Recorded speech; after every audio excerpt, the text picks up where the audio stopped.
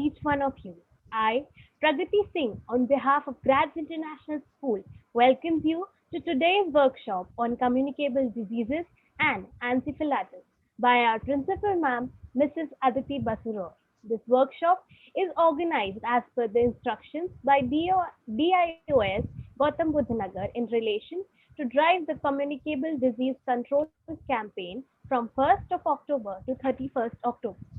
Before this workshop, on 3rd October, a pledge taking was conducted where a pledge was taken by the students of grade 6 to 8 to take necessary steps to control communicable diseases.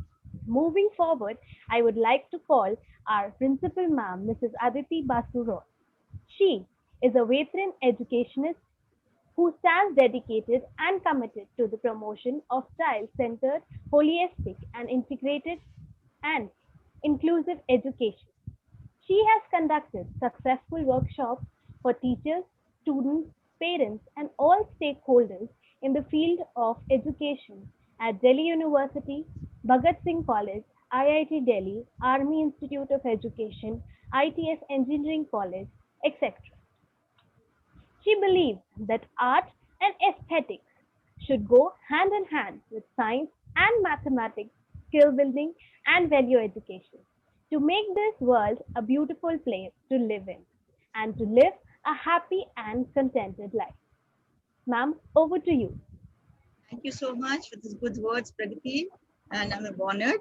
And it is my proud privilege to have a presentation for our parents and the parents because I've taken a presentation, I've taken workshop for adults, teachers, students, everybody. So I'm basically a teacher and I love to teach and spread awareness and spread education. This is another ये और एक कोशिश है इसके लिए. So we'll start our presentation with communicable disease and brain fever. Brain fever is also a communicable disease that's called Japanese encephalitis. But क्योंकि उसमें दिया था communicable disease जो हमारे पास जो सर्कुलर आया था गवर्नमेंट से सरकार से यूपी सरकार से तो उसमें दिया था कि कम्युनिकेबल संक्रामक रोग एवं इसके साथ ब्रेन फीवर मतलब जापानीज एन्सेफेलाइटिस तो इसीलिए हमने ब्रेन फीवर को इसमें रखे हैं लेकिन brain fever is also communicable disease हम इसी के दौरान इनको ड्यूरिंग दिस वर्कशॉप हम इनको चर्चा करेंगे ब्रेन फीवर का. So this is, I think the parents are there and this is basically for bigger students. So bigger students and parents, adults, parents, जो और grandparents and for all stakeholders, but not for small children. Small children, they can understand the colors, but nothing more than that. ठीक है? छोटे बच्चे आप colors पहचान सकते हो पर pie chart, pie diagram ये सब आप नहीं पहचान समझोगे. So छोटे बच्चे सुनो ध्यान से हम आपके लिए भी बोलेंगे कुछ. ठीक है और ये कितना सुंदर कलरफुल बनाए व्हील ये आप देखो. This is this mortality proportional mortality caused by cause in India. तो इसमें देखा जाता है if you see the injuries accidents इसमें से only 12% डेथ होता है. These are the death मृत्यु के कारण.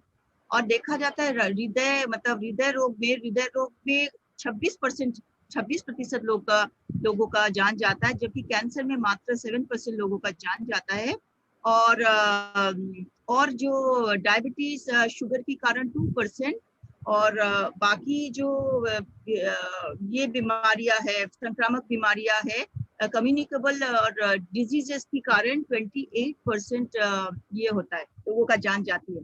तो कम्युनिकेबल डिजीज का एक बहुत इसमें आप जो भी जितना भी देखेंगे ये जो आप परसेंटेज देखेंगे प्रतिशत देखेंगे इसमें सबसे ज्यादा परसेंटेज है कम्युनिकेबल डिजीजेस का.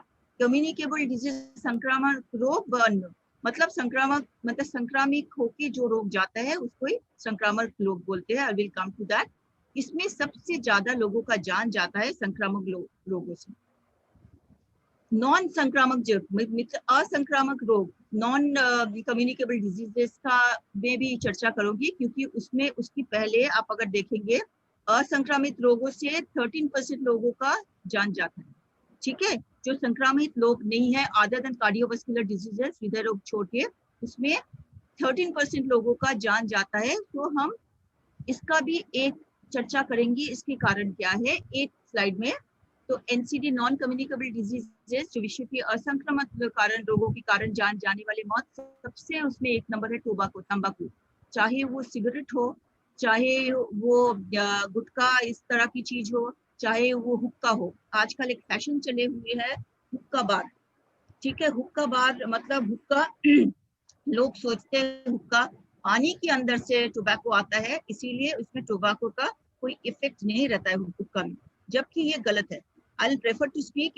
I think that parents, wow, do you like me to speak in English or do you like me to speak in Hindi? I think that it's better understanding के लिए I'll speak my bad Hindi, but I'll speak Hindi. My Hindi is not very good, so but I'll prefer to speak in Hindi. What do you think, Pragati, Sadhna? What do you think? I'll speak in English or Hindi? If you want me to speak in English, I can speak in English. That will be easier for me because my Hindi, I'll just pardon me, my Hindi is not that good because I've never studied Hindi. साधना हिंदी में बोले कि English में? ना, you're muted. Sadhana, you are muted. Mute. Mute. Please unmute her. Okay. हाँ. Ma'am, bilingual. Ma'am, Okay. both. I'll use bilingual languages. So you can see, हाँ, because इस सब चीज हम हिंदी और इंग्लिश में नहीं बोलेंगे because that will take time. एक ही चीज डबल बोलना. तो हम देखेंगे विश्व में असंक्रामक रोग में तंबाकू है, और ये मिथ है, ये गलत विश्वास है, ये गलत है कि जो आप सोच है कि अगर हुक्का है वो पानी के अंदर से हुक्का की टोबैको स्मोक जाता है तो उस स्मोक का इफेक्ट नहीं होता, वो गलत है। Hookah is as dangerous as cigarette smoking और एज चुरुट और एज गुटखा। तो ये सारी चीज जो है टोबैको, इसमें 6.3 मिलियन डेथ, मतलब 63 लाख डेथ होता है एवरी ईयर। अल्कोहल से 49 लाख मृत्यु होती है एवरी ईयर। तो अल्कोहल से आपको पता है अल्कोहल का भी क्या होता है, लीवर सिरोसिस हो जाता है। अल्कोहल से आपका जो नर्व्स है वो धीरे धीरे रेगुलर अल्कोहल, अगर कोई सोशल ड्रिंकर है, कभी कभी अगर दिवाली में होली में पीते हैं, उसकी वो सोशल ड्रिंकर कहते हैं, उसमें उतना हानि नहीं होता है। इनफैक्ट अल्कोहल का एक थोड़ा सा ये भी है, there is a good effect of alcohol, because हमने देखे हैं बहुत सारा दवाइयों में भी अल्कोहल रहता है। But I am talking about regular. अगर आप सोशल ड्रिंकर है तो डरने की कोई कारण नहीं, और अगर मात्रा है, आप अगर 1 पेग या 2 पेग से ज्यादा कभी सोशली ड्रिंक नहीं करते हैं तो अल्कोहल हानिकारक नहीं है।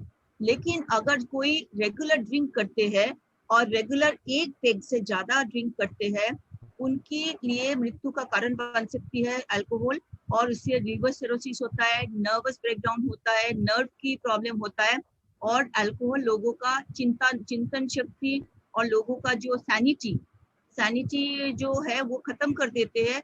इसीलिए अल्कोहल में ड्रिंक एंड ड्राइविंग, जो अल्कोहल पी के फिर घर जाने की कोशिश करते हैं, उसमें डेथ बहुत ज्यादा होता है, एक्सीडेंटल डेथ। ये देखा गया है, accidental death 50% of accidental death होता है those who are drunk and were driving, मतलब जो शराब पी के गाड़ी चलाते हैं उनका एक्सीडेंट का चांस 100% है।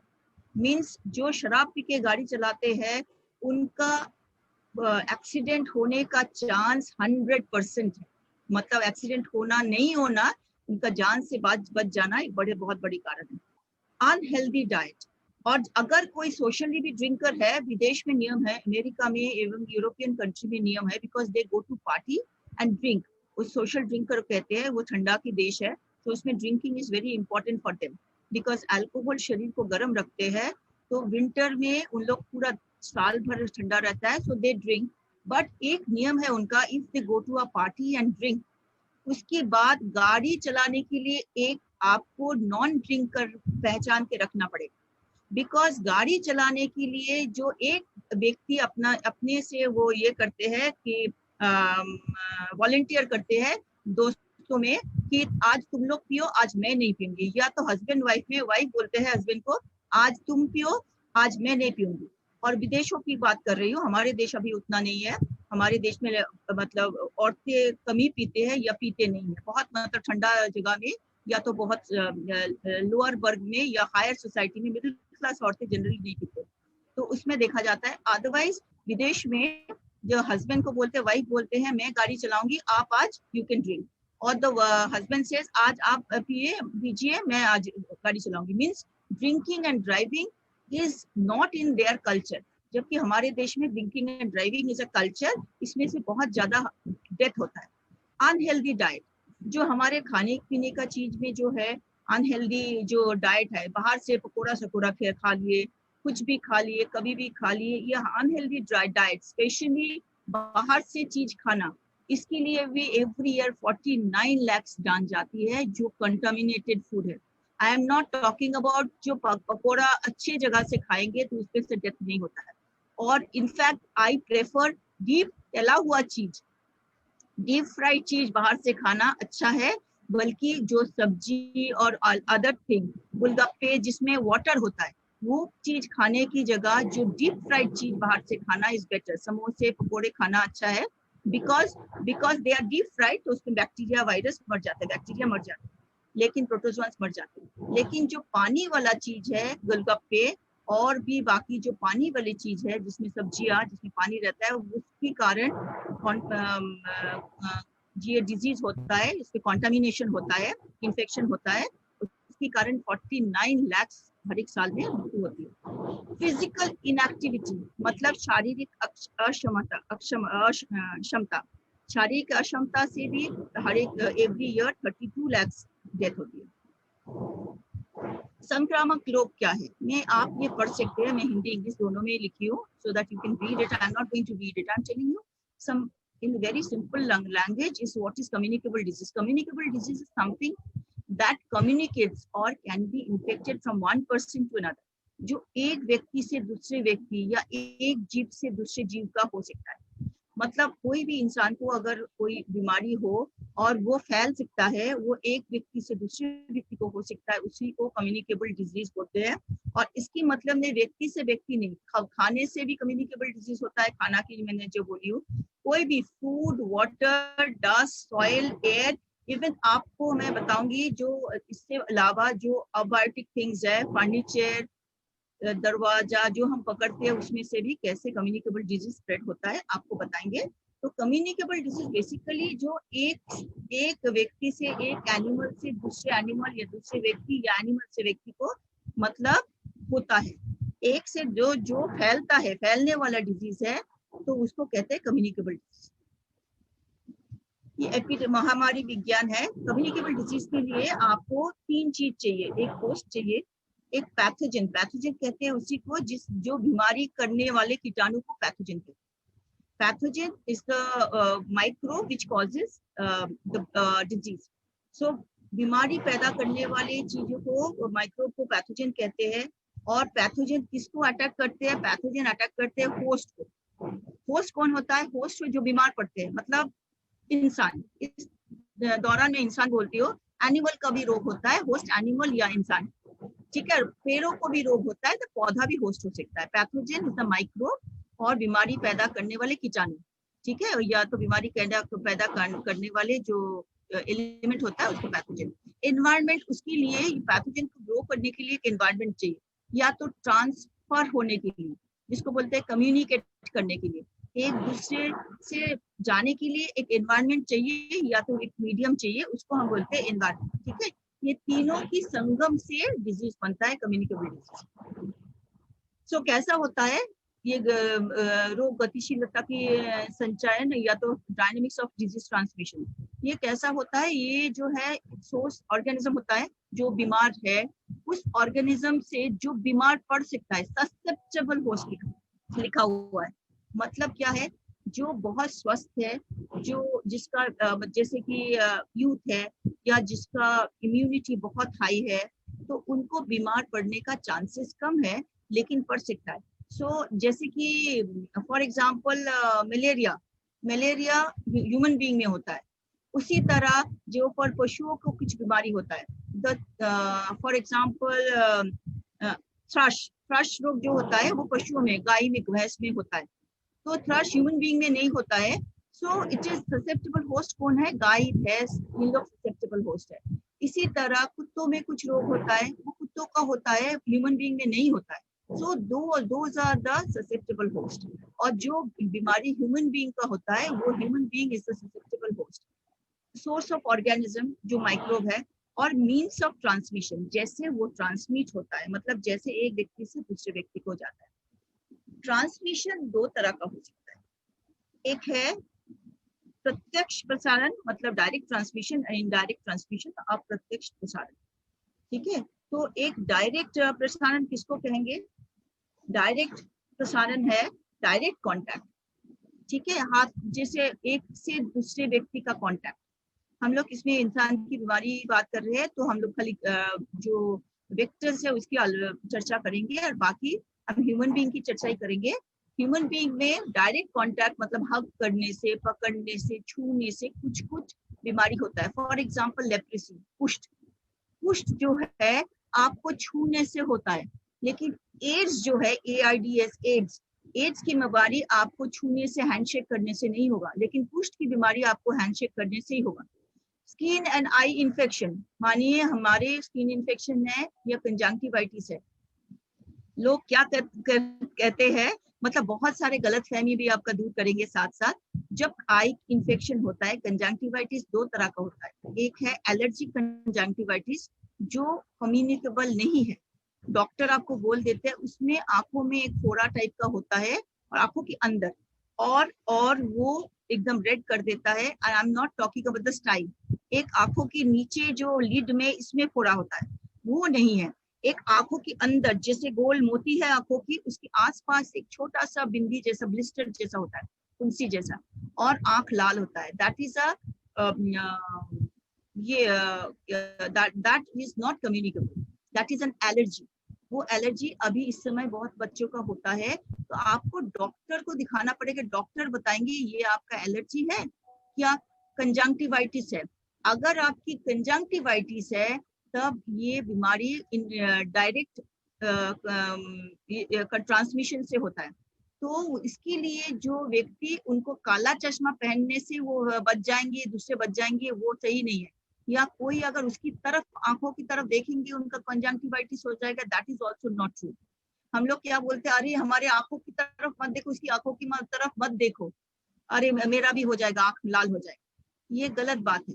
आंखों की तरफ देखने से क्या आपका दृष्टि से ये कंजंक्टिवाइटिस हो सकता है? आपको एक मीडियम चाहिए, तो आप अगर उनके हाथ में, वो बार बार क्या करते हैं, ऐसे ऐसे हाथ देते हैं आंखों में, तो उसमें हाथ में उसका जर्म्स होता है, हाथ में उसका पैथोजेंस होता है, तो आप उनसे हाथ मिलाएंगे, उनको छुएंगे, तब आपका हो सकता है। उनकी तरफ देखने से, आंख मिलाने से, कभी आंख देखने से, तब तो सारे डॉक्टर्स को कंजंक्टिवाइटिस हो जाता है। जो डॉक्टर कंजंक्टिवाइटिस का पेशेंट देखेंगे उनका कंजंक्टिवाइटिस हो जाएगा, ये गलत बात है। लेकिन आप लोग देखेंगे डॉक्टर जब पेशेंट को देखते हैं वो ग्लव्स पहन के देखते हैं, वो मास्क पहन के देखते हैं, कभी कभी, अभी तो मास्क पहनते ही है, और अदर केसेस में भी जो कम्युनिकेबल डिजीज का डॉक्टर होता है वो जनरली मास्क पहनते हैं, ग्लव्स पहनते हैं, क्योंकि ताकि उनको टच से कोई बीमारी संक्रमित ना हो। ठीक है, सो आप जो एड्स है, एड्स का प्रसार, एड्स एंड HIV जो वायरस है, एंड और एक है हेपेटाइटिस बी। हेपेटाइटिस बी और एड्स की प्रसारण का कारण 4 है। वन इज जॉन संसर्ग, sexual contact, second is that the needle prick. अगर कोई निडल, या तो जो टैटू करते हैं बच्चे लोग, तो टैटू का निडल या तो आपका सिरिंज अगर कॉन्टामिनेटेड है, उसकी पहले अगर कोई एड्स पेशेंट को देखे है डॉक्टर ने, उनको तो पता नहीं चलेगा एड्स पेशेंट है, उनका अगर निडल, उनका दांत की भी जो डेंटिस्ट से भी हो सकता है, दांत की जो हमारा दांत की ट्रीटमेंट होता है, RCT होता है, उसमें अगर वो डॉक्टर इसका निडल चेंज नहीं करते, या निडल को बहुत अच्छी तरह से ऑटोक्लेव नहीं करते, मीन्स उसको शुद्धिकरण नहीं करते, अच्छा से वो 20 मिनट 30 मिनट तक उसको वेपर में बॉईल करते हैं, स्टीम में, तब जाके सारे बैक्टीरिया, सारे वायरस, सारे माइक्रो मरते हैं। ऑटोक्लेव मशीन बोलते हैं, उनके पास है। ऑटोक्लेव मशीन में कम से कम आधा घंटा उसको बॉईल करना होता है, तभी जाके वो बनता है। नहीं तो दांत की डॉक्टर से और कोई भी डॉक्टर से, मतलब जहाँ पे सीरिंज है, और दैट इज नॉट सीरिंज जो है वो, और डॉक्टर की जो औजार है, जो टूल्स है, वो अगर अच्छा से एड्स पेशेंट को देखे, ऑपरेशन हुआ है अच्छा से, ऑटोक्लेव, और अच्छा से वो ये नहीं है, शोधन नहीं हुआ उसका, तो उससे हो सकता है। अदरवाइज एड्स नीडल से, सेक्सुअल कांटेक्ट से, and then mouth to mouth kiss से, जहाँ पे थूक के ये होता है, मतलब कंटामिनेशन होता है, and mother to child, umbilical cord से भी हो सकता है, मदर टू चाइल्ड मिल्क से भी हो सकता है. So these are the ways for AIDS and hepatitis B संक्रमण का कारण है. तो हेपेटाइटिस बी और एड्स छोड़ के जो एसटीडीज है, एसटीडीज मतलब सेक्सुअली ट्रांसमिटेड डिजीजेस, इसकी मतलब गोनोरिया, सिफिलिस, वॉट्स, ये सब है. ये जो गोनोरिया, सिफिलिस, वॉट्स और भी है, और भी बहुत सारा बीमारी है सेक्सुअली ट्रांसमिटेड. वो सेक्सुअली ट्रांसमिटेड डिफरेंट तरह की यूरिनरी ट्रैक्ट इन्फेक्शन, तो वो सब जो होता है that is because of the sexual act of the partner.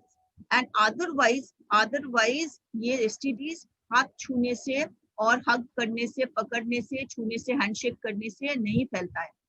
Alright. और फूड शेयर करने से, खाना शेयर करने से, एक साथ बैठ के खाने से एड्स नहीं फैलता है, एसटीडीज नहीं फैलता है.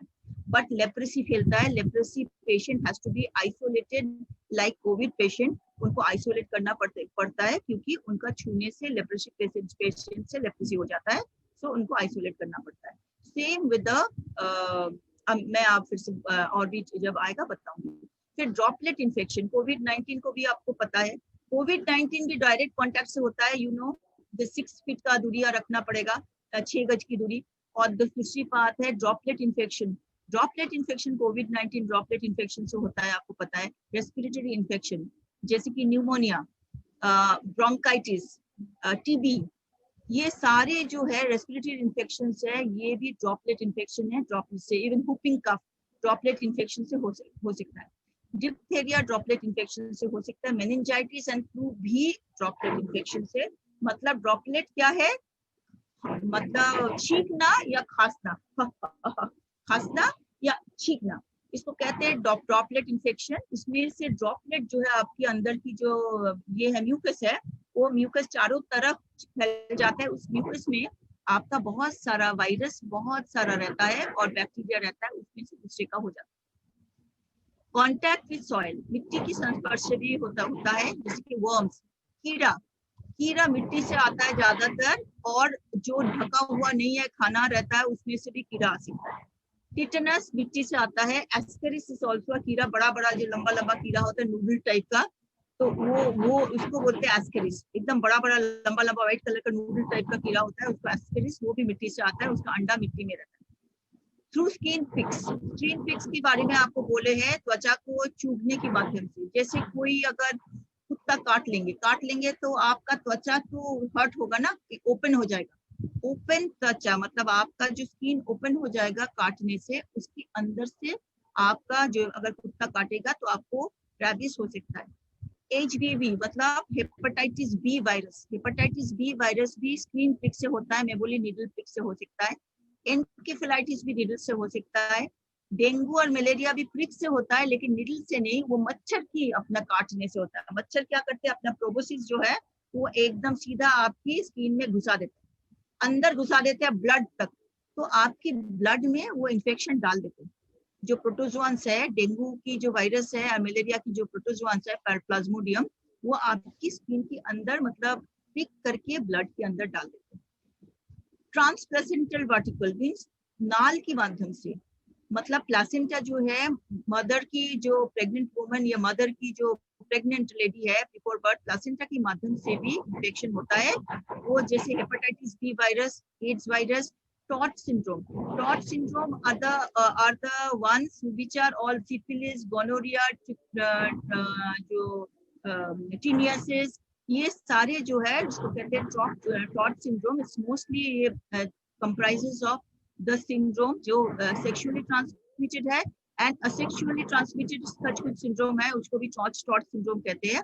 वो भी नाल की माध्यम से ये होता है. इबोला वायरस, जीका वायरस, ये नाल की माध्यम से, मतलब जो प्लासेंटा की माध्यम से माँ से बच्चे को जाता है.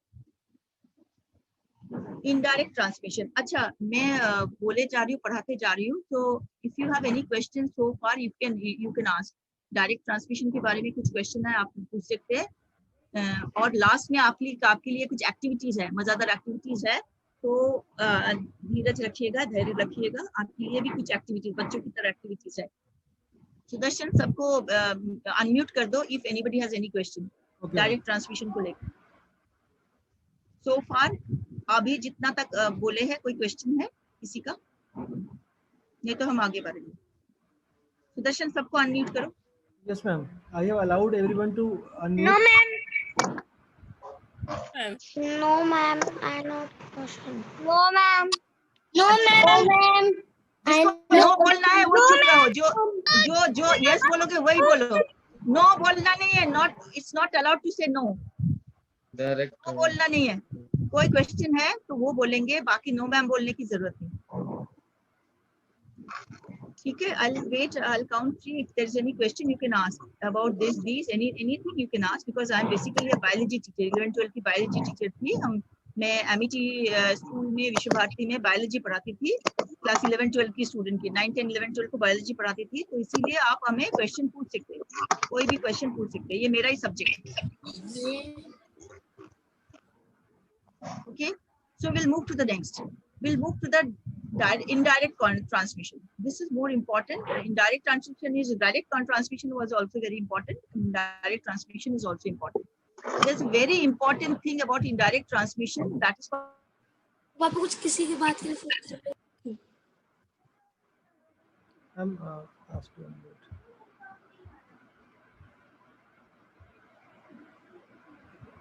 Ma'am, Yes. please unmute. Yes, I've done. Thank you, Sachin. Okay, so this is 5 F's of indirect contact. This is very important. 5 F याद रखिएगा और घर में भी लिख के रखिएगा और हमेशा याद रखिएगा। हमेशा बीमारी फैलने का 5 F है। वो F क्या है? एक वन इज 5 फ्लाइज, मक्खियाँ, मच्छर। फ्लाइज मतलब नॉट ओनली मक्खी, फ्लाइज मतलब आई मीन मच्छर और मक्खी मतलब आर्थ्रोपोड्स। ठीक है, इंसेक्ट्स, फ्लाइज मतलब इंसेक्ट्स, सारे इंसेक्ट्स को फ्लाई कहते हैं, इवन मच्छर को भी फ्लाई कहते हैं। ठीक है, but house fly is house fly. House fly को मक्खी कहते हैं। Otherwise there are fruit flies. आप देखिए, जब आप कोई खाना मतलब कोई फल काट के रखेंगे तो छोटा छोटा लाल लाल लाल लाल फ्लाइज जो है उसमें आ जाता है, तो वो that is called fruit flies. And also I am talking about the mosquitoes also, they are different types of insects जो है उसको फ्लाइज कहते हैं। तो फ्लाइज, फिंगर से भी इनडायरेक्ट कांटेक्ट से, फिंगर से हमारा बीमारी होता है। तो finger, we have a habit of touching our face and mouth, eyes and everything, so that habit contaminates. Fomites किसको कहते हैं? I'll tell you. And then fomites are the furniture, और जो चीज जैसे कि दरवाजा की हैंडल जिसको हम लोग छूते हैं, मतलब fomite means everything. Fomites means जो आपका मतलब लिविंग नहीं है, non living, anything you have in house, जैसे यूटेंसिल, बर्तन हो गया, जो भी चीज आपका हो गया, वो सारे फोमाइट्स हैं। ये क्या हो?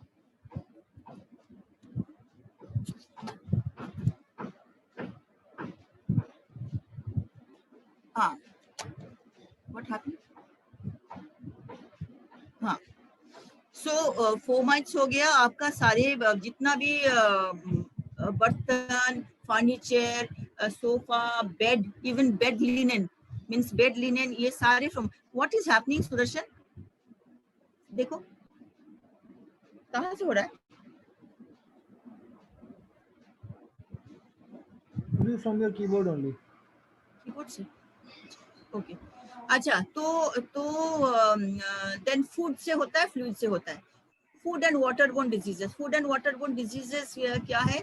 जितना भी आपका डायरिया, मतलब आपका इनडायरेक्ट कांटेक्ट कहाँ से होता है? फूड एंड वाटर से हो सकता है, एयर से हो सकता है। वेक्टर कौन है? वेक्टर आर द एनिमल्स जो एक से दूसरे को, एक ह्यूमन बीइंग से दूसरे ह्यूमन बीइंग को बीमारी फैलाता है।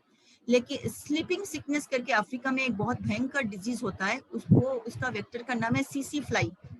जो सीसी फ्लाई है वो एक पेशेंट को काटते हैं, जैसे हमारे मलेरिया जैसा, एक पेशेंट को काटते हैं, उसी मच्छर जाके उसकी ब्लड में घुस जाता है, उसकी बीमारी मतलब जो कीटाणु, और फिर वो जाके दूसरे पेशेंट को जब काटते हैं तब दूसरे पेशेंट को भी वही बीमारी हो जाता है। अफ्रीका में sleeping sickness is a very very important disease और बहुत मतलब मृत्यु होती है स्लीपिंग सिकनेस से। हमारे देश में स्लीपिंग सिकनेस नहीं होता है, बट वर्ल्ड वाइड देखा जाए स्लीपिंग सिकनेस से बहुत बड़ा एक मृत्यु के कारण स्लीपिंग सिकनेस है। फिर मलेरिया, डेंगू, ये दोनों चीज जो हमारे कंट्री में होता है आपको पता है। Formite board, formites are the objects or material which are likely to carry infection such as clothes, utensils, furniture. तो इसीलिए जो डॉक्टर देखते हैं आते हैं वो घर में आने की, हॉस्पिटल से घर में आने की बात पहले वो क्लोथ्स चेंज करते हैं, कपड़ा बदलते हैं, बिकॉज उनकी कपड़ों में, उनके हाथ में, उनके सारे इसमें कपड़े बदलते हैं, हाथ धोते हैं, नहाते हैं। This are the basic precautions doctors take, because उन्होंने तो they are the most vulnerable. Doctors जो है वो तो पेशेंट को देखते हैं, वो तो सबसे ज्यादा वल्नरेबल है, उनको बीमार पड़ने का चांस सबसे ज्यादा है, तो उनको कुछ प्रिकॉशंस उनको लेना ही होता है। That is a part of their Hippocratic oath I think. जो मतलब आपको ये मतलब फर्स्ट ईयर से सिखाया जाता है, आपको ये प्रिकॉशन लेना ही पड़ेगा। तो इसी तरह डॉक्टर्स की तरह हमें भी वो प्रिकॉशन लेना ही चाहिए। जब हम हॉस्पिटल से आए, कपड़ा चेंज करें, हाथ पैर धो, मतलब हॉस्पिटल से आके वो कपड़ा पहन के कहीं पे बैठ जाते हैं हम लोग, किसी को हॉस्पिटल में देखने चले जाते, घूमने चले जाते, मतलब किसी कोई बीमार है हॉस्पिटल में उसको देखने चले जाते। This is not good. ये जो है हॉस्पिटल घूमने की जगह नहीं है, लेकिन लोग बीमार होते हैं तो दुखी होते हैं, तो हम लोग कभी कभी जाते हैं हॉस्पिटल में देख के, बट उसमें से हमारे बॉडी में भी इन्फेक्शन आता है और फैलने का चांस होता है। तो this is also, I am not talking about Covid patient, I am talking about all other patient also. Patient जब हॉस्पिटल में रहते हैं तो उनको देखने के लिए जाना नहीं चाहिए ऐसे मतलब रेगुलर बेसिस में, स्पेशली अगर पेशेंट इन्फेक्शियस डिजीज में एडमिटेड है, न्यूमोनिया, टीबी या तो कोई भी इन्फेक्शियस डिजीज के लिए एडमिटेड है, उनको बिल्कुल देखने के लिए जाना नहीं चाहिए, उसमें कोई बुरा मानने की बात नहीं है। That is to protect others also. Unclean hands and fingers, that is a very big source of infection. जो आपकी इसमें जो बैक्टीरिया और वायरस रहता है और कहीं नहीं रहता है, इसमें आपकी जितना भी अंदर में जितना भी ये है जो लाइफ लाइंस है, और जितना अरे समथिंग हैपनिंग, तो वो जो है सो उसमें आपको this is very important to take care of hands and fingers. अरे what is happening, I think इससे हो रहा है।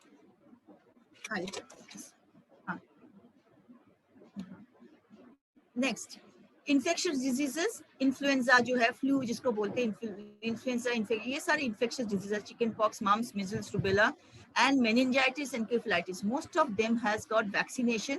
I'll talk about the prevention. Vaccination is the मतलब prevention is the best care.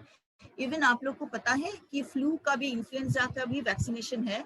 छोटे बच्चे जब छोटे रहता है उनका हिप्स का वायरस, तो हिप्स का इन्फेक्शन तो दे देते हैं, आपको पता नहीं है कि होगा, और बड़े का भी जो 60 प्लस है या तो 50 प्लस है उनको, और जो बार बार जिसको न्यूमोनिया होता है, जो जिस पेशेंट को बार बार न्यूमोनिया होता है उनको भी इसका इन्फ्लुएंजा वैक्सीन देना जरूरी है। जो बच्चे को बार बार इन्फेक्शन होता है उनको इन्फ्लुएंजा वैक्सीन साल में एक बार देना पड़ता है, फ्लू वैक्सीन कहते हैं, फ्लू डैक और ये सब नाम से आता है, तो इन्फ्लुएंजा वैक्सीन उनको भी लेना चाहिए जिसको बार बार इन्फेक्शन होता है। चिकन पॉक्स वैक्सीन भी है, चिकन पॉक्स वैक्सीन जो वेरिसेला वैक्सीन बोलते हैं, varicella zoster, chicken pox vaccine भी हमें लगता है सबको ले लेना चाहिए। जैसे हम आजकल हेपेटाइटिस बी का वैक्सीन लेते हैं, उसी तरह चिकन पॉक्स की वैक्सीन भी, और मम्स, मीजल्स, रूबेला बचपन में होता है तो वो बचपन में सब बच्चों को दिया जाना चाहिए। एंड मेनिंजाइटिस की वैक्सीन भी है, मेनिंजाइटिस वैक्सीन भी बचपन में दिया जाता है, हीव्स वैक्सीन। एनकेफेलाइटिस का एक ही वैक्सीन है, इंडिया में एक ही वैक्सीन अवेलेबल है, और वो एडल्ट के लिए और वो जापानीज एनकेफेलाइटिस के लिए। Otherwise encephalitis is a grave disease, इनका कोई वैक्सीन नहीं। Respiratory diseases, bronchitis, pneumonia, tuberculosis. अगर न्यूमोनिया, ब्रोंकाइटिस को आपको रोकना है, this better that you take the vaccine. एक है जो फ्लू का वैक्सीन, और दूसरी स्पेशली जो एज हो गया, जो ओल्ड एज है, आपकी mother in law, father in law, इनके लिए फ्लू का वैक्सीन साल में एक बार, और ज्यादा महंगा भी नहीं है, 500-600 रुपया है, तो वो साल में एक बार लेना पड़ता है, दे देना अच्छी बात है। So and also pneumonia vaccine, जो दिस इज WHO सजेस्टेड है, those people who are 60 plus must take pneumonia vaccine once in 4 years. 4 साल में एक बार न्यूमोनिया वैक्सीन दिया जाता है, आपको लेना चाहिए। ट्यूबरक्यूलोसिस एट बर्थ दिया जाता है सबको, उसके बाद भी इसमें ट्यूबरक्यूलोसिस रोकना बंद नहीं होता है, लेकिन चांसेस कम हो जाता है। After that also tuberculosis vaccine जो BCG वैक्सीन है आप देते हो, वो ट्यूबरक्यूलोसिस के लिए होता है। After birth with in 1 day और विद इन 2 डेज हॉस्पिटल से ट्यूबरक्यूलोसिस वैक्सीन दे दिया जाता है।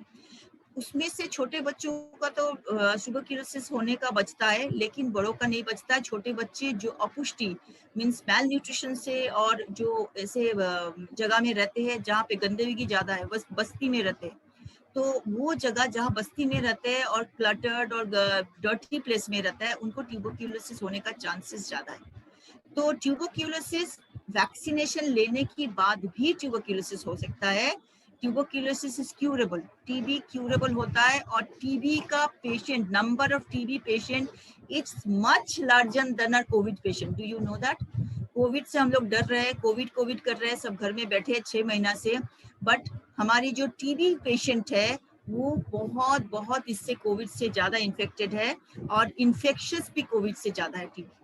तो इसीलिए टीबी की आपका आसपास की साफ रखना, आसपास की परिवेश साफ रखना, और बस्ती में जो रहते हैं उनका भी आसपास की परिवेश साफ रखना जरूरी है। And also that good nutrition, TB में प्रोटीन रिच न्यूट्रिशन ये भी जरूरी है।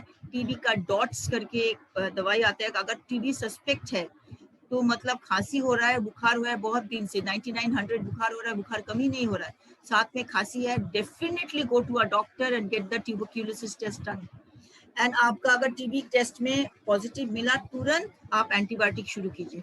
देयर इज अ एंटीबायोटिक इसको डॉट्स से टीबी पूरा ठीक हो जाता है, ठीक है। लेकिन अगर बढ़ जाएगा टीबी तो द फेटल कॉन्सिक्वेंस होगा, उसमें से मृत्यु, एकमात्र टीबी से मृत्यु हो जाती है, एंड दैट्स वेरी इंपॉर्टेंट। तो इसीलिए टीबी जैसे कैंसर भी फर्स्ट स्टेज में दिखाना चाहिए, टीबी को भी जैसे ही 15 दिन से ज्यादा खांसी है और आपका बुखार लगातार 10-15 दिन से थोड़ा थोड़ा बुखार 9900 बुखार आ रहा है, तो आपको डॉक्टर के पास जाना चाहिए, टीबी का टेस्ट करना चाहिए। हुपिंग कॉफ बच्चों को होता है, उसके लिए भी ये दिया जाता है, टीका दिया जाता है, मतलब वैक्सीनेशन दिया जाता है।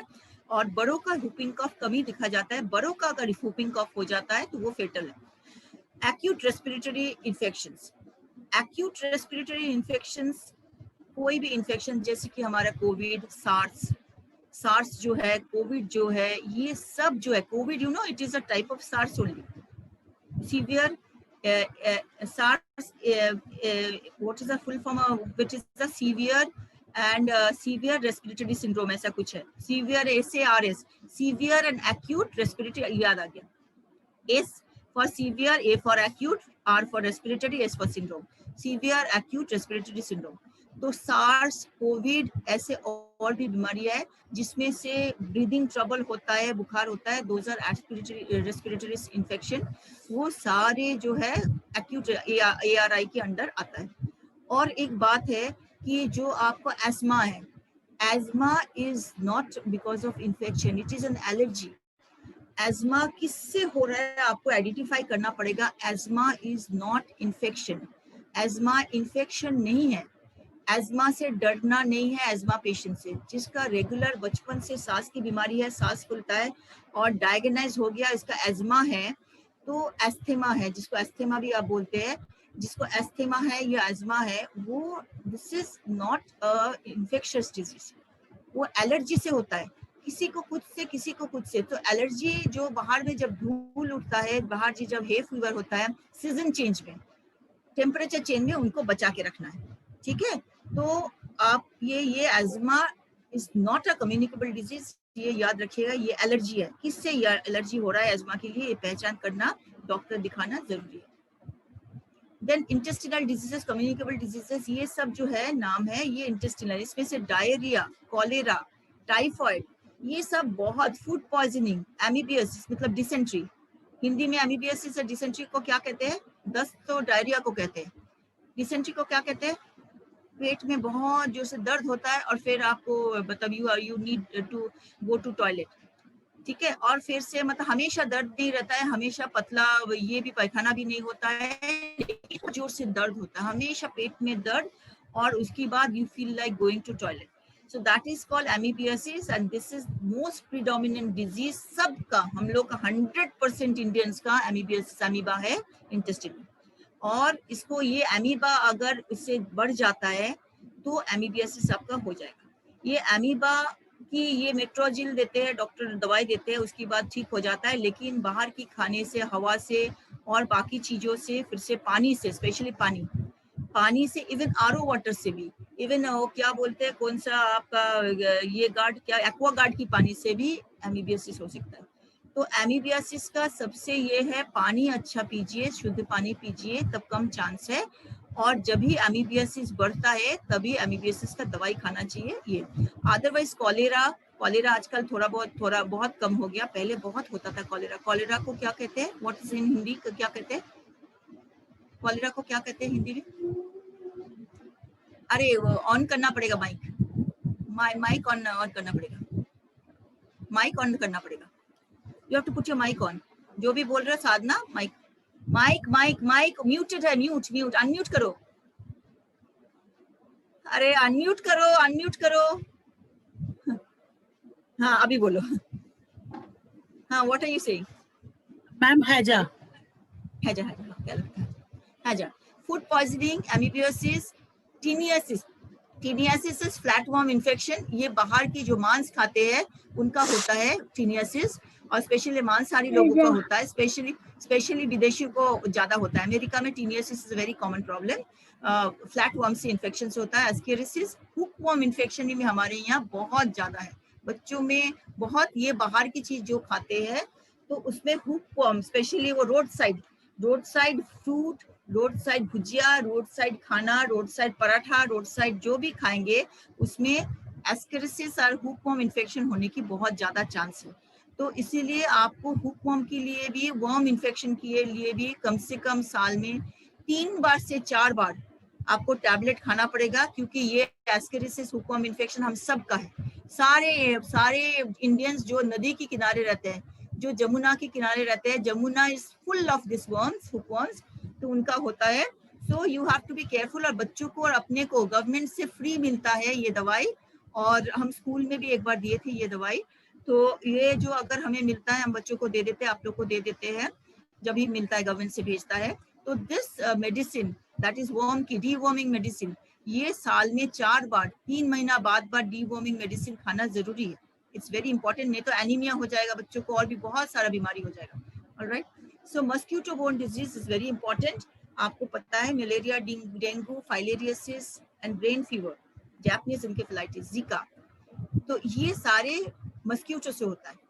Alright, so mosquito borne disease का सबसे बड़ा ये है, इसमें मेडिसिन है। मलेरिया, डेंगू का मेडिसिन नहीं है, फाइलेरियसिस का भी मेडिसिन नहीं है, ब्रेन फीवर की मेडिसिन नहीं है, ठीक है।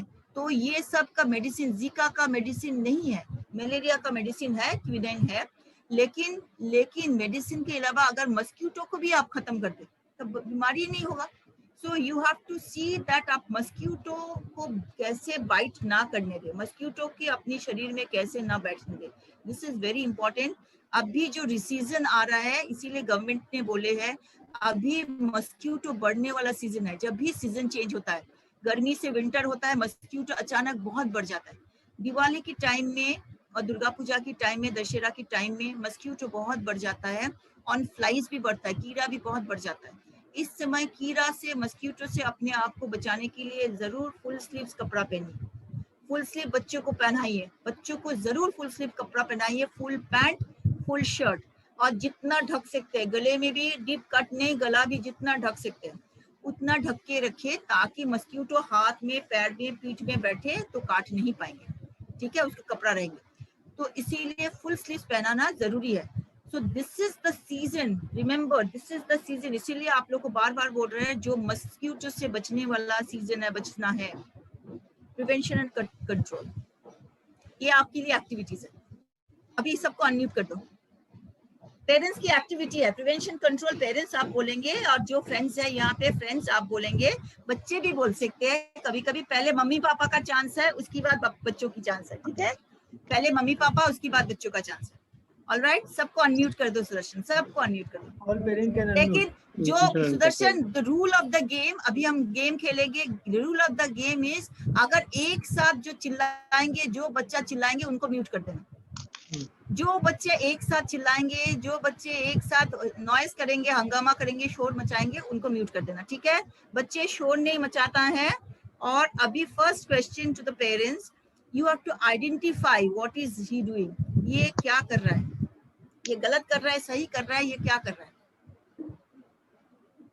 बोलो। तो है ना तो रुमाल It's wrong, ma'am. ये क्या कर रहा है? What is he doing? छींक रहा है। नहीं, ठीक तो नहीं रहा, खास रहा है। हाँ, खास रहा है। इसके हाथ में रुमाल है, लेकिन वो रुमाल की इस्तेमाल नहीं कर रहा है, वो बिना रुमाल के खास रहा है, और इतना जोर से खास रहा है। देखिए मुंह एकदम सामने हो गया, इतना जोर से खास रहा है, लेकिन वो रुमाल की यूज नहीं कर रहा है। So we go to the next question. Next, what is he doing? Is right और रॉन्ग? Right. Right. क्या कर रहा है? राइट राइट, ये क्या कर रहा है? हाँ, very good. हैंकी रख रखा है ना उस पे। बिल्कुल, आप लोग हैंकी यूज करोगे ना हमेशा, हैंकी और टिश्यू होना चाहिए। Yes, ma'am. ये राइट और रॉन्ग, ये क्या कर रही है? राइट क्या है ये? What is she doing? What is she doing? Drinking water. Water गंदा पानी पी रहा है कि साफ पानी पी रही है? साफ पानी पी रही है। साफ पानी, क्लीन वाटर पी रही है ना। We have to drink a lot of water, ठीक है? We have to drink a lot of water. Now this is right और रॉन्ग, ये क्या कर रहे हैं? ये क्या है? ये कौन है? कौन है? राइट, क्यों राइट है? पहना हुआ है। पहन रहा है। कौन है? कौन है? डॉक्टर। अच्छा, आप लोग बच्चे नहीं बोल डॉक्टर एंड सकते। नर्स। हाँ, yes, very good, doctor and nurse. तो ये डॉक्टर्स लोग, नर्स लोग, वरना हेल्थ केयर प्रोवाइडर, तो उन्होंने मास्क पहन के रखे, देखो बाल में टोपी भी पहन के रखे, यस मैम। है ना? क्यों क्यों वाई? देखो एक कपड़ा भी पहन के रखे, इसके नीचे भी देखो कैसे कपड़ा पहन के रखे, इसकी सब एक जैसा यूनिफॉर्म, एक प्लास्टिक का कपड़ा पहन के रखे, है ना? क्यों क्यों ऐसा पहना है? क्यों ऐसा पहना है?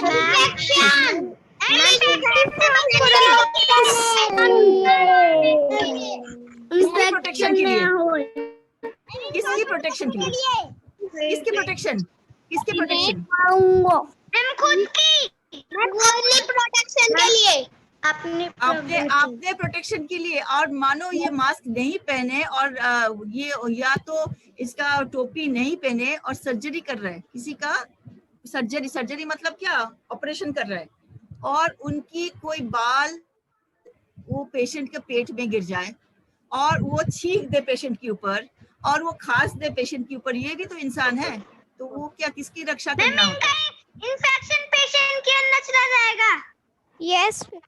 हाँ, तो देखो इनका सारे चीज जो ढका हुआ है ताकि वो पेशेंट का भी रक्षा करे, अपना भी रक्षा करे। इनका बाल देखो एकदम अच्छा से ढका हुआ है ताकि कोई लूज बाल नीचे ना गिरे, और उनका देखो पूरा कपड़ा पूरा ढका हुआ है, मुंह ढका हुआ है ताकि खांसने से और इससे पेशेंट से भी उनका इन्फेक्शन ना हो, उनसे भी पेशेंट का, दोनों का ही रक्षा कर रहे हैं, अपनी भी और पेशेंट का। डॉक्टर तो पेशेंट का रक्षा करते हैं, लेकिन अपना रक्षा करना भी जरूरी है। Next, what is this? Right और रॉन्ग? What is this?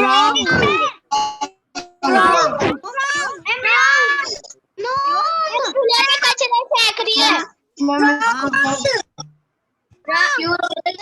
फेंकना चाहिए। कहाँ कचरा चाहिए फेंकना चाहिए?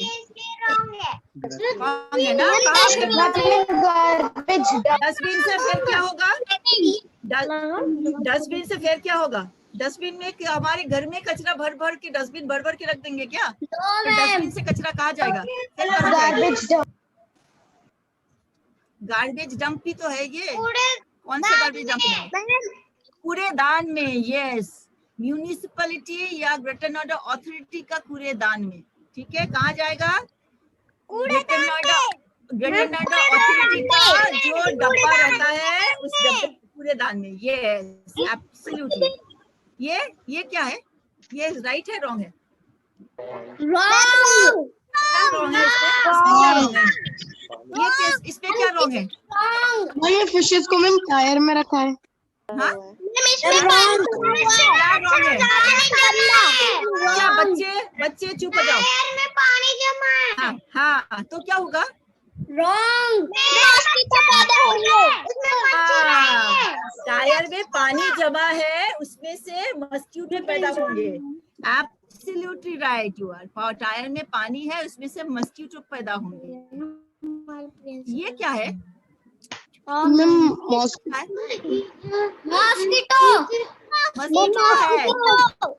और ये सब क्या है? हम गंदा पानी। ये सब क्या है? हाँ, ये तो फ्लावर वर्स है। फ्लावर वर्स है। हाँ देखा पूरा बराबर करता है तो क्या? ये क्या दिखाया है? इस फोटो में क्या दिखाया है हमने? इस फोटो में क्या दिखाया है? मच्छर क्या? कहाँ जा सकते हैं? कहाँ होते हैं? मैम जहाँ मच्छर होते हैं वो जगह मच्छर पैदा होते हैं। हाँ, जहाँ पे मच्छर पैदा होते हैं, मच्छर होते हैं। जहाँ पे पानी होगा वहीं पे मच्छर पैदा होगा, जहाँ पे गंदगी होगा उधर पे मक्खी पैदा होगा। तो आप फूलदानी में फूल रखोगे 2 दिन 3 दिन के बाद बस। हाँ बिल्कुल बिल्कुल। अभी मेरे सुनो, जब फूलदानी में फूल रखोगे 2 दिन या 3 दिन फूल रखोगे, उसके बाद पानी और फूल दोनों जब खराब हो जाएगा पानी को भी फेंक दोगे, ठीक है? हाँ एग्जैक्टली। और उसमें ब्रीड, हाँ बिल्कुल, हाँ उसमें ब्रीड करते हैं, उसमें मच्छर पैदा होता है। एक मच्छर से इधर से मच्छर बन जाएगा, ठीक है? 1000 लाखों मच्छर बन जाएगा। हाँ wrong, very good. Now let's do this. ये क्या है?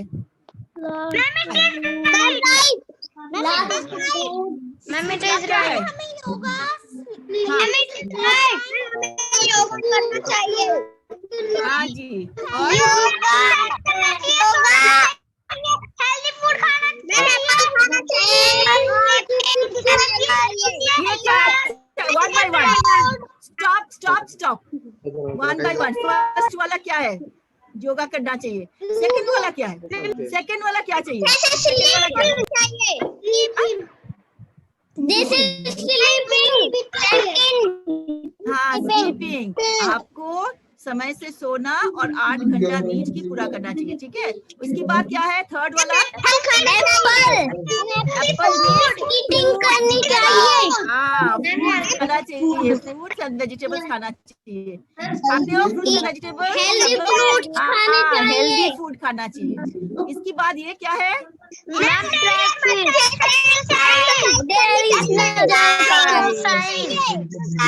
क्या है? ये क्या है? लास्ट वाला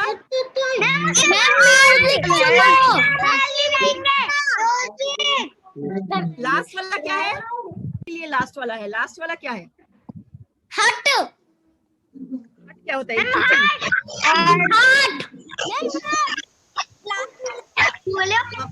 ये क्या है? What is this? What is the reason? Heart. Heart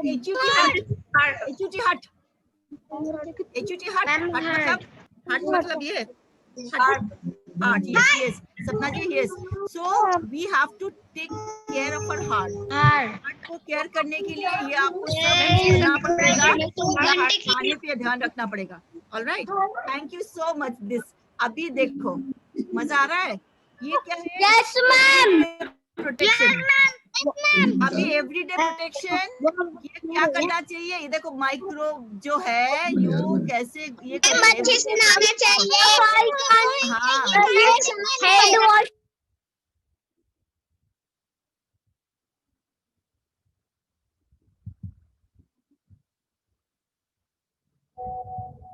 ठीक है। अभी इसको देखो, फर्स्ट थिंग इज देखो, every day we have to take bath, whether it is winter और समर। ठीक है, विंटर में गर्म पानी से नहाना चाहिए। और देखो खाना को ये ढक के रखे, ये फ्लाई जो है इसमें मक्खी बैठ नहीं पा रहा है। अगर मक्खी बैठेगा तो आपको डिसेंट्री, डायरिया, कॉलेरा, टाइफाइड हो जाएगा। टाइफाइड भी मक्खी से ही होता है। तो आपको खाने को हमेशा ढक के रखना चाहिए। देखो गंदगी साफ कर रहा है, is cleaning up all the ये गंदा जो ये इसको साफ कर रहे हैं। ये क्या है, दादी माँ बच्चे को नहला रहे हैं साफ पानी में और कपड़ा धो रहा है। देखो बर्तन, मम्मी बर्तन धो रही है, साबुन से बर्तन धोना चाहिए, अच्छे से फ्लोर को साफ रखना चाहिए। ठीक है, ये देखो ये अच्छा से हाथ धो रहे हैं। ऑलराइट, एंड देन हाथ धो के भोजन कर रहे हैं, हाथ धो के ब्रश करा रहे हैं, हाथ धो के खाना बना रहे हैं। मतलब खाना बनाने की पहले, ब्रश करने की पहले और भोजन की पहले आपको अच्छा से साबुन से हाथ धोना जरूरी है। ऑलराइट, देखो इसका टॉयलेट, ये टॉयलेट भी कितना साफ रखे है, उसमें साबुन पानी सब है और टॉयलेट देखो कितना साफ है, एकदम साफ रखना चाहिए। टॉयलेट से सबसे ज्यादा बीमारी फैलता है और टॉयलेट से जो अच्छा से शौच की बात हाथ नहीं धोते उसको ओरोफिकल कॉन्टामिनेशन होता है। मतलब जो हमारे हाथ से मुंह में जाते हैं ना, हाथ में जितना कीटाणु है वो मुंह में जाता है, उसको कहते हैं ओरोफिकल कॉन्टामिनेशन। सो हमारा ओरोफिकल कॉन्टामिनेशन होता है। ओके,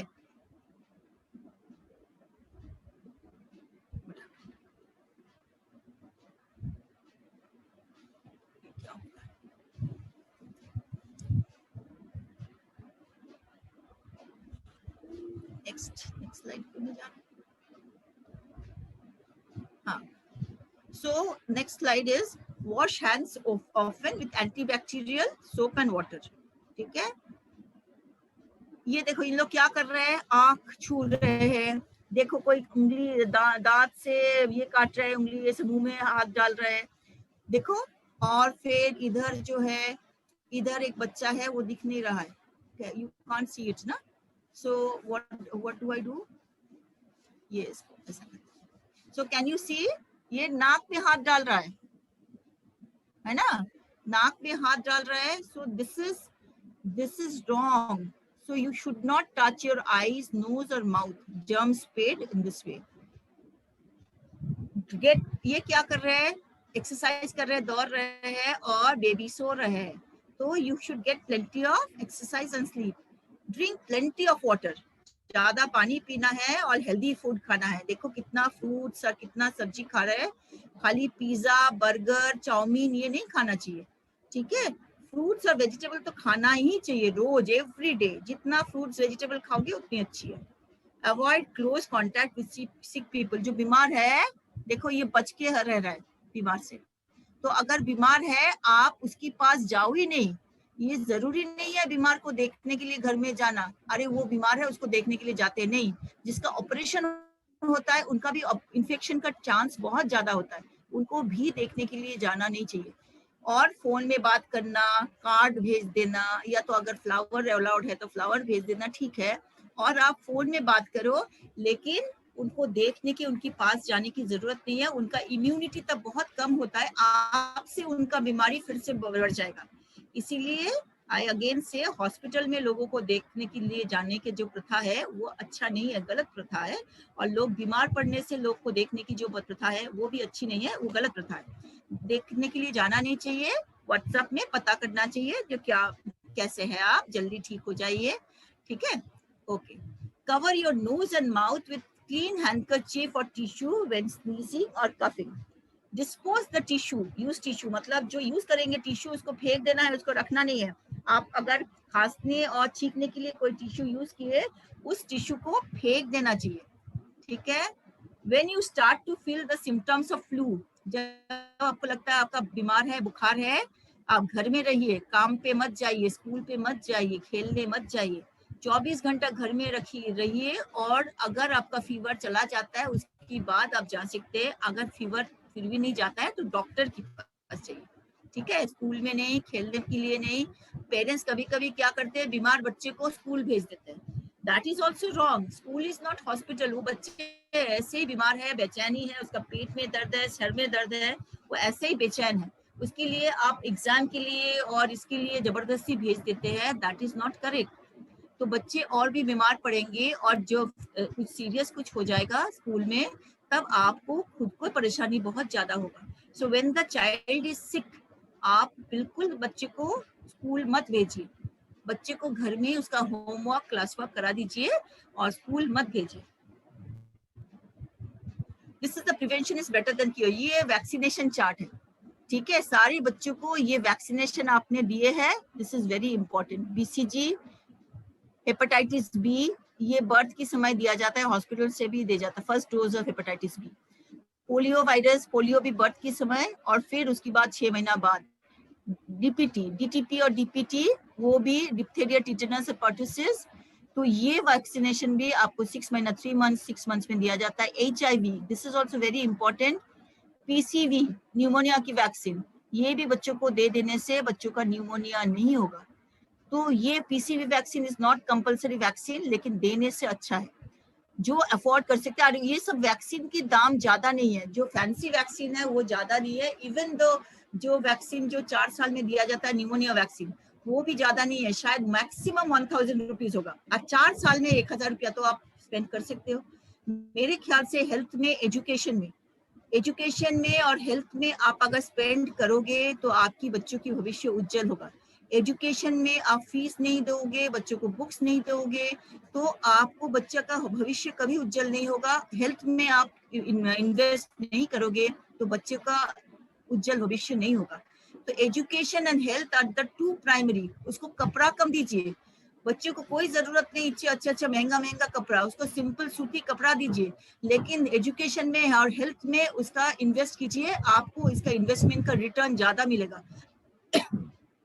आप कपड़ा देंगे, खिलौना देंगे महंगा, उसमें कोई रिटर्न नहीं है। बच्चे को बोलिए जो आप बुक्स दीजिए पढ़ने के लिए, और खिलौना महंगा नहीं, सस्ता खिलौना दीजिए। दिस नो, ये तो आपका आप जो बच्चों को ये देते हैं फेवर, क्या नाम है वो, फिशर प्राइस और इतना बड़े और जो अच्छे मतलब महंगा खिलौना देते हैं, उसकी जरूरत नहीं है। बच्चे छोटे चीज में भी खुश रहते हैं। एक दिन खेलेंगे, आपका 1000 का खिलौना फेंक के रख देंगे। उससे अच्छा है आप 1000 रुपया से उसको पीसीवी न्यूमोनिया वैक्सीन दीजिए। वैक्सीन देने से वो बीमार नहीं पड़ेंगे। उसको खिलौना अपने से बनाना सिखाइए कि तुम खिलौना बनाओ, खेलो, और कभी कंपेयर नहीं कीजिए पड़ोसी के बच्चा को ये खिलौना दिए तो हमें भी देना चाहिए, बिल्कुल नहीं, हमारा कोई नहीं। हु सेज कभी बहुत लोग, जब मेरा नैनो गाड़ी था तो सब बहुत लोग मेरे मित्र से लेके मेरे परिवार वाले बोलते थे आप नैनो क्यों चढ़ते हो, तो दैट इज माय चॉइस, हमें तो बड़ा गाड़ी की जरूरत नहीं है, हम क्यों चढ़े, वो आपकी चॉइस। आप क्या चाहते हो, आप सिंपल जीना चाहते हो, लेकिन हेल्थ में एजुकेशन में इन्वेस्ट करना ही है। अगर मुझे एजुकेशन में इन्वेस्ट करना, इसकी दौरान I have invested almost 50,000 for my education. हमने 2 कोर्स किए, तो उसमें हम 50,000 देके इन्वेस्ट करके हम 2 को, एक काउंसलिंग कोर्स किए और एक स्कूल एडमिनिस्ट्रेटर का मतलब हेल्थ एंड वेलबींग का कोर्स किए अमेरिका से। तो उसके लिए हमें 50,000 खर्चा करना पड़ा, हमने खर्चा किए, लेकिन हमने साड़ी कपड़ा कुछ नहीं खरीदा। तो आपको हेल्थ में और एजुकेशन में इन्वेस्ट करना ही पड़ेगा, और नहीं तो आपके बच्चों को भविष्य उज्जवल नहीं होगा। सो देन रोटा वायरस को भी आपको हेल्थ के, ये सारे वायरस आप स्क्रीनशॉट ले लीजिए इसका, और ये सारे जो वैक्सीनेशन है आपको देना चाहिए बच्चों को। आप आपकी डॉक्टर की पेडियाट्रिशियन से बात करके बच्चों को ये सारे वैक्सीनेशन दे दीजिए। स्पेशली गर्ल चाइल्ड को 9 ईयर्स से 13 ईयर्स में आप कैंसर प्रिवेंशन वैक्सीन दे सकते हो, HPV जो कैंसर एंड वार्ड्स है, इसकी वैक्सीन दे सकते हो, तभी ताकि उसको वेजाइनल कैंसर, सर्वाइकल कैंसर और यूटेरस कैंसर नहीं होगा। तो ये सब वैक्सीन में इन्वेस्ट करना इज वेरी इंपॉर्टेंट। आप स्क्रीनशॉट ले लीजिए और इस वैक्सीन में इन्वेस्ट कीजिए, एजुकेशन और वैक्सीन में इन्वेस्ट कीजिए। मैं बहुत अच्छा आपको बोल रही हूँ, I am like your mother, so listen to me. कपड़ा, खिलौना, ये सब में, मॉल में इन्वेस्ट मत कीजिए। Fight the bite, which you have to stop mosquito. Fight back by knowing the fact everyone can get sick. कोई भी, जो भी अमीर है, गरीब है, सब मिडिल क्लास है, सब बीमार पड़ सकते हैं। पीक बाइटिंग आवर्स, जो सबसे ज्यादा बाइटिंग आवर्स मच्छर काटते हैं वो है शाम से लेके सुबह तक। मच्छर काटते हैं, मच्छर प्रेजेंट है रात में, और जब अंधेरे में मच्छर ज्यादा एक्टिव होता है, और दिन में मच्छर उतना एक्टिव नहीं होता है। दिन में मक्खियां एक्टिव होती है, तो आपको दिन में मक्खी से बचना है, रात में मच्छर से बचना है।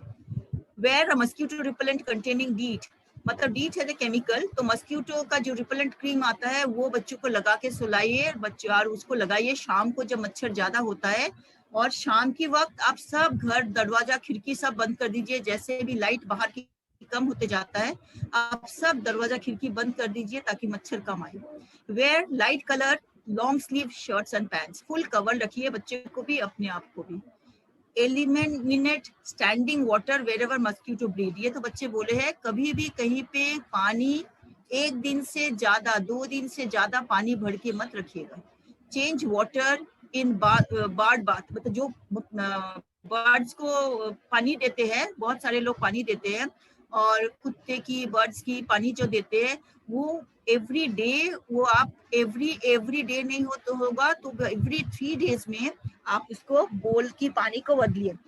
Turn over items in your yard where rain water can collect, कहीं पे डब्बा, खाली डब्बा, टायर कुछ भी है उसको पानी जमने कहीं मत दीजिए, उसको पलट के रख दीजिए, बाल्टी को पलट के रख दीजिए। आपका कोर्टयार्ड में और इसमें भी कहीं पे आंगन में, बगीचे में, कहीं पे कुछ खाली डब्बा, खाली कुछ पड़ा हुआ है और कोई गड्ढा है, उसको ढक के रखिए ताकि मच्छर ब्रीड ना कर पाए।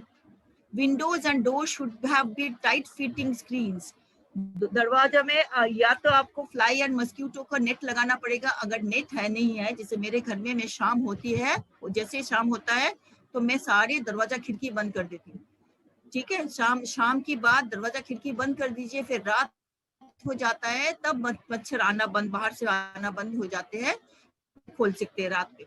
लेकिन जैसे कि शाम की जब संझा जिसको बोलते हैं, सांझ बोलते हैं, मतलब डास्क मतलब सांझ जिसको बोलते हैं, मतलब जब दिन से रात में ट्रांसफॉर्मेशन होता है, दिन से रात बदलता है, उस टाइम में आपका दरवाजा खिड़की बंद करके रखना चाहिए, नहीं तो उस समय बहुत मच्छर आता है घर में। और नहीं तो मस्क्यूटो नेट लगा लीजिए सब विंडोज और सब दरवाजा में। Make sure roof gutters are clean and good repair, ठीक है। जो भी आपकी ड्रेन्स है, जितना भी आसपास की ड्रेन है और छत में भी ड्रेन है, उसको साफ रखिए, उसमें पानी जमने मत दीजिए। आसपास भी गटर को भी ये इसको ग्रेटर नोएडा अथॉरिटी को फोन कीजिए, करके बोलिए इसको साफ कराइए। और ग्रेटर नोएडा अथॉरिटी का भी नंबर हम दे देंगे, उस पे नंबर में आप फोन, हम सब पेरेंट्स को दे देंगे, हमें अब खोजना पड़ेगा, तो उसमें फोन कीजिए और बोलिएगा ये गंदगी है, उनका काम है साफ कराना, वो साफ करा लेंगे। Repair leaky outdoor facets and air conditions and hoses, जितना भी पाइप है जो भी लीक कर रहा है वो सब जगह मतलब सूखा रखिए, अपने टॉयलेट बाथरूम से लेके सब जगह सूखा रखिए, बैक्टीरिया वायरस सूखा में कम ग्रो करते हैं, ठीक है। I hope this was of great help to you. Any question you can ask any question, right? If you have any question you can ask any question. Ma'am मच्छर से भी corona होता है? नहीं, मच्छर से कोरोना नहीं आता है, मच्छर से मलेरिया आता है, और मच्छर से क्या आता है, स्टॉप शेयरिंग, वेट, मच्छर से क्या आता है, malaria, dengue, encephalitis, yes, brain fever करके एक फीवर होता है, जापानीज ब्रेन फीवर, उसको कहते हैं एनकेफेलाइटिस, जापानीज एनकेफेलाइटिस, इसको कहते हैं ब्रेन फीवर, वो भी मच्छर से आता है। ब्रेन फीवर बच्चों को भी हो सकता है, बड़ों को भी हो सकता है। इसका जो vaccination is very very costly, बहुत महंगा है। ब्रेन फीवर का वैक्सीनेशन हमारे देश में एक ही वैक्सीनेशन अवेलेबल है और वो बहुत महंगा है, तो इसीलिए मच्छर से बचना है, नहीं तो ब्रेन फीवर से आप बच नहीं पाएंगे। मलेरिया से भी, मलेरिया का एक स्ट्रेन है जिसको कहते हैं प्लाज्मोडियम फैल्सीपरम, प्लाज्मोडियम फैल्सीपरम भी मलेरिया का एक स्ट्रेन है, जो भी वो भी ब्रेन फीवर, ब्रेन में चला जाता है, कुछ बीमारी ब्रेन में चला जाता है, खून की मीडियम से वो ब्रेन में पहुंच जाता है। फॉर एग्जांपल प्लाज्मोडियम फैल्सीपरम, जैसे Japanese encephalitis virus, and then even the कीड़ा जो ये होता है taenia solium, and then taenia solium, और कुछ कीड़ा वो ब्रेन में चला जाता है, ब्रेन में चला जाता है तो ब्रेन फीवर होता है। एनीवे आपका फीवर अगर 2-3 दिन में 3 दिन में फीवर ठीक नहीं होता है, डॉक्टर के पास जाना चाहिए और डॉक्टर को दिखाना चाहिए। और आपकी साथ में अगर खांसी नहीं है तो बच्चे को इसके साथ कन्वल्शन हो रहा है। कन्वल्शन को हिंदी को क्या कहते हैं? कन्वल्शन को क्या कहते हैं? जैसे दौरा पड़ रहा है, हाँ, मृगी जैसा दौरा पड़ रहा है, ठीक है। बच्चों को ऐसा ऐसा शरीर कांप रहा है, मृगी जैसा दौरा पड़ रहा है, ठीक है, ऐसा ऐसा ऐसा ऐसा हो रहा है, ये कांप रहा है, तो ये ऐसा कुछ भी होगा तो आप जरूर डॉक्टर के पास जाइए। ऑलराइट। और दूसरी बात है, बुखार ज्यादा हो रहा है, कम नहीं हो रहा है, और आपकी मतलब फैल्सीपेरम में, प्लाज्मोडियम फैल्सीपेरम में 15 दिन बाद बुखार आता है। सो यू डोंट अंडरस्टैंड कि क्या हो रहा है, एवरी 15 डेज में बुखार आ रहा है, क्या हो रहा है। तो इसीलिए आपको 15 दिन बाद आपको इसको रिकॉर्ड रखना पड़ेगा, इस बच्चे को इतना बीमार क्यों पड़ रहा है, इसका कितना जल्दी बुखार आ रहा है। ये पेरेंट्स को और अपने के लिए भी और बच्चों के लिए भी ख्याल रखना पड़ेगा। So brain fever is also very important. Brain fever मतलब there are many fevers, वो brain से शुरू होता है, but brain fever mostly Japanese encephalitis को कहते हैं। Other than Japanese encephalitis, malaria can also go to brain.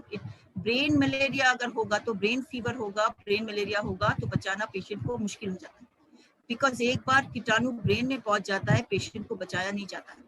तो इसीलिए उसकी जैसे ही शुरू होगा ब्रेन में पहुंचने की पहले उसको आप रोकिए, ब्रेन के में पहुंचने की पहले ही वो आप इसको क्योर कीजिए, प्रिवेंट कीजिए और कंट्रोल कीजिए। कभी कभी दवाई खाना जरूरी होता है, एंटीबायोटिक खाना जरूरी होता है। Don't rely on antibiotic and दवाई unless the doctor prescribes it. आप देखो डॉक्टर से पूछिए, उसको खाइए। तो doctor is a friend, doctor के पास जाना चाहिए। कभी भी आपका क्वेश्चन है आप अच्छे डॉक्टर को दिखाइए, नॉट ये जो गाँव में होता है उसी तरह नहीं। आप हॉस्पिटल में जाइए और अच्छे डॉक्टर को दिखाइए and they will tell you what to do, ठीक है। अच्छा, और ब्रेन फीवर भी बोले हैं, brain fever is very important. तो मस्क्यूटो से बचिए। मस्क्यूटो से कैसे बच सकते हैं, इसके लिए आपको सोचना पड़ेगा कि हम कैसे मस्क्यूटो से बच सकते हैं। How to save ourselves from mosquito. कोई भी, all house should be dry. आप विदेशों में जाएंगे तो बाथरूम भी ड्राई होता है उनका। उन लोग का शावर रूम रहता है, शावर रूम में नहाते हैं। उन लोग के बाथटब होता है, बाथटब के बाहर में आपका कारपेट होता है। सो वो बाथटब से पानी बाहर नहीं आता है। हमारे तो बाथरूम के चारों तरफ भी पानी होता है। That is not true, that is not good. तो अगर आप स्वस्थ रहना चाहते हैं तो सुखा रहिए। The trick is keep yourself dry, make your house dry, make your utensils dry. हम लोग क्या करते हैं, जो सूखा बर्तन को खाने की पहले, मैं अपने ससुराल में भी देखिए, उसको धोते हैं। One of my pediatrician doctors said, आप खाने की पहले सूखा बर्तन को नहीं धोएंगे। अगर धोएंगे तो वो फिल्टर पानी से धोएंगे और एक साफ कपड़ा से पोंछेंगे, बट फिल्टर पानी से धोएंगे। आप नल की पानी से, वो सूखा बर्तन एकदम सूखा था, अच्छा था, उसमें कोई इन्फेक्शन नहीं था, आप उसको गिला करके फिर उसकी नल की जितना इन्फेक्शन है, जितना प्रोटोजोआन्स है उसमें भर दिए। तो आपकी सूखा चीज रखिएगा, सारे चीज घर का सूखा रखिएगा। That's a very big tip for keeping yourself. कहीं पे पानी जमा ना रहे, पानी जैसे यूज करेंगे उसके बाद सुखा लेंगे। ऑलराइट। और पानी आपका क्लियर हो, आसपास में गंदगी है, पानी है, उसको ग्रेटर नोएडा अथॉरिटी का नंबर मैं दे दूंगी, उसको बुला के आप इनको, आई नो द नोएडा वाले, बिकॉज ग्रेटर नोएडा वाले मुझे पता नहीं है, तो ग्रेटर नोएडा अथॉरिटी का भी वो नंबर होगा, कॉल सेंटर होगा, तो उसमें कॉल सेंटर में फोन करके आप रिपोर्ट कीजिए और उसको साफ कराइए। That is very important. Keep safe, keep healthy, stay safe, stay healthy, ठीक है। Any question? No ma'am. Parents, any question? आपको समझ में आया? हकीजा को समझ में आया? Yes ma'am. अच्छा, वेरी गुड। मिंक, विहान, आपको समझ में आया? विनायक, बड़े हो, विनायक को थोड़ा समझ में आना चाहिए। Very good, I am very happy. ठीक है, बड़े होकर डॉक्टर बनोगे? बड़े होके डॉक्टर बनोगे? Yes ma'am. फिर मैं आऊंगी ना आपके पास, आऊंगी। हाँ, आपके पास आऊंगी इलाज कराने के लिए, है ना? फिर मैं बोलूंगी, मैं तो बूढ़ी हो जाऊंगी ना तब। देखो अभी तो वाइट वाइट बाल है, तो और भी बूढ़ी हो जाऊंगी, ऐसा करके आऊंगी, आके बोलूंगी अरे मुझे मेरा इलाज करो, मुझे दवाई दो, ठीक है? फिर मुझे इंजेक्शन दो। इंजेक्शन कैसे देंगे? नया इंजेक्शन, नया पैकेट खोल के इंजेक्शन देना चाहिए। पुराना इंजेक्शन नो, किसी का यूज किया इंजेक्शन नो, से नो, नहीं, हमें पैकेट खोल के नया इंजेक्शन लगाइए। हम पुराना इंजेक्शन, किसी का यूज किया इंजेक्शन नहीं हम करेंगे। डॉक्टर के पास जाके दांत की डॉक्टर को पूछिए, ये आपका सारे जो ये है सब ऑटोक्लेव किया हुआ है, सब स्टेरिलाइज किया हुआ है, स्टेरिलाइज वाला निडली हमें चाहिए, ठीक है? हमेशा बोलिएगा स्टेरिलाइज वाला निडली हमें चाहिए, ओके? और टैटू मत कराइए।